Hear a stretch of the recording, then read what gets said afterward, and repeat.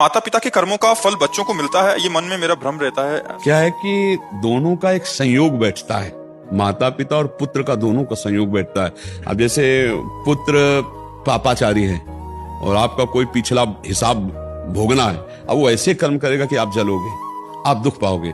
और जैसे पुत्र पुण्यात्मा है, वो आपको सुख देना है पूर्व कर्मानुसार, वो ऐसे कर्म करेगा कि आप आनंदित रहोगे। ऐसे ही माता पिता है, माता पिता के कर्म से पुत्र और पुत्र के कर्म से माता पिता, दोनों का संबंध जुड़ा होता है। ये पूर्व जन्म के कर्म से भी होता है, पूर्व जन्म का कर्म का हिसाब होता है। वैसे भगवान, कोई ऐसे पुत्र आते हैं कि जन्म से पैसा खर्चा करते करते बाप को ऋणी बना दें, और कोई ऐसे आते हैं मेहनत करके माता पिता को भगवान की तरह पूजते हैं, सुख देते हैं। तो इन सब जगह देखा जाता है कि कहीं ना कहीं कर्म होते हैं, दोनों के कर्म के संयोग से ही परिवार में आना होता है।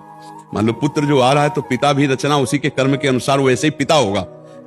कोई पिता है कि अरबपति खरबपति, कोई बेचारा लेबरी करके कमाता है और जीव उसके यहाँ पुत्र बनता है, एक उसके यहाँ पुत्र बनता है। एक मेहनत से कमाकर अपने पिता को सुख और एक कमाई हुई संपत्ति का नाश करके विलासिता में दुख प्रदान करता है। तो ये कर्मों के अनुसार होता है, इनमें दोनों का कर्म संयोग रहता है, दोनों का संयोगित कर्म रहता है।